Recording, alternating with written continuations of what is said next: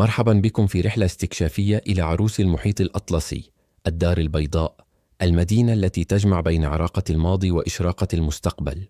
الدار البيضاء أكبر مدن المغرب وقلبها الاقتصادي النابض، تستقبل زوارها بمزيج فريد من العمارة الفرنسية الكولونيالية والفن المغربي الأصيل.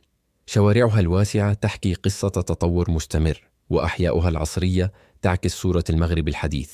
في قلب المدينة يقف مسجد الحسن الثاني شامخاً، تحفة معمارية تحبس الأنفاس بمئذنته التي تعانق السماء.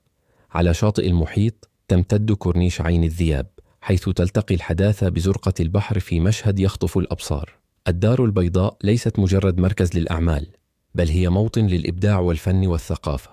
في حي الحبوس التقليدي تنبض الحياة بالألوان والروائح والأصوات، بينما يقدم الحي المركزي تجربة تسوق عصرية في المراكز التجارية الفاخرة.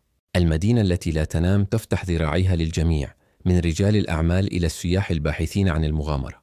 مطاعمها تقدم أشهى المأكولات المغربية والعالمية، ومقاهيها تنبض بالحياة على مدار الساعة. في الدار البيضاء التاريخ يتناغم مع الحداثة في تناسق مذهل، من كاتدرائية ساكري كور إلى برج محمد السادس، كل معلم يروي حكاية من حكايات المدينة الألف.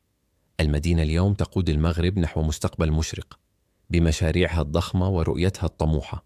هي ليست مجرد وجهة سياحية، بل هي قصة نجاح مغربية تتجدد كل يوم.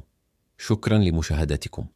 إذا أعجبكم المحتوى، لا تنسوا الاشتراك في القناة وتفعيل زر الإشعارات لمتابعة كل جديد عن المدن المغربية الساحرة.